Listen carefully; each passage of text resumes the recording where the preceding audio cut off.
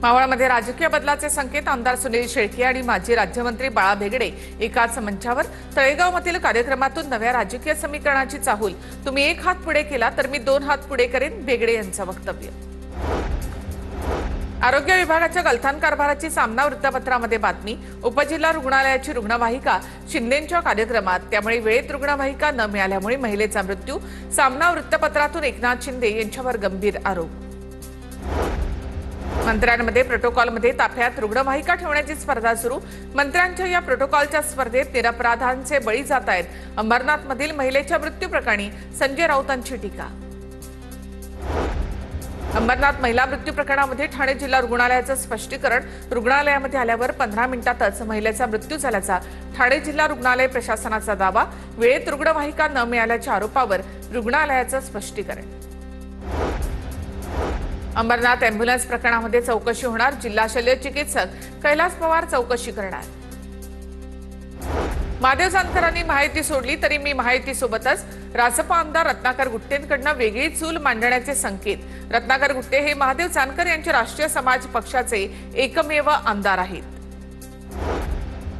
मी भाजप आणि मोदींचा भक्त म्हणणाऱ्या महेश कोठारेंना रमेश पाटलांचा फोन तुम्हाला ईडीची नोटीस आली का रमेश पाटलांचा महेश कोठारेंना सवाल तर मी भाजप आणि मोदींचा भक्त महेश कोठारे यांचा पुनरुच्चार।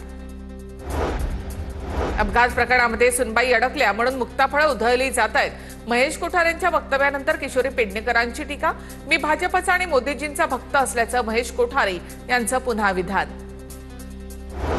शेतकऱ्यांचं नाव घेऊन बच्चू कडू नौटंकी करतात आमदारांना कापून टाकण्याची भाषा योग्य नाही रवी राणांचा बच्चू कडू यांच्यावर निशाणा तर लोकसभेवेळी कडूंनी अनेकदा डील करण्याचा प्रयत्न केला राणांचा गंभीर आरोप।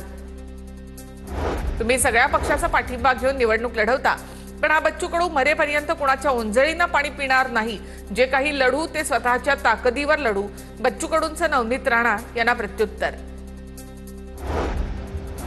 भाजपनं केलेलं काम आणि मोदींच्या योगदानामुळे मुंबई महापालिका भाजप जिंकेल भाजपच्या कपिल पाटलांना विश्वास दोघे भाऊ एकत्र आले तर कुणाच्या पोटात दुखण्याचं काम नाही कपिल पाटील यांचं वक्तव्य।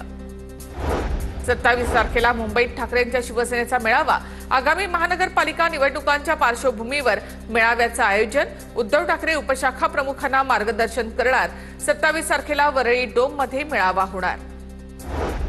लाडकी बहीण योजनेमध्ये 164 कोटींचा घोटाळा 12,000 भावांनी 13 महिने योजनेचे प्रत्येकी 1,500 रुपये घेतले महिला बालविकास विभागातील अधिकाऱ्यांकडून सुद्धा घोटाळा झाल्याच्या माहितीला दुजोरा।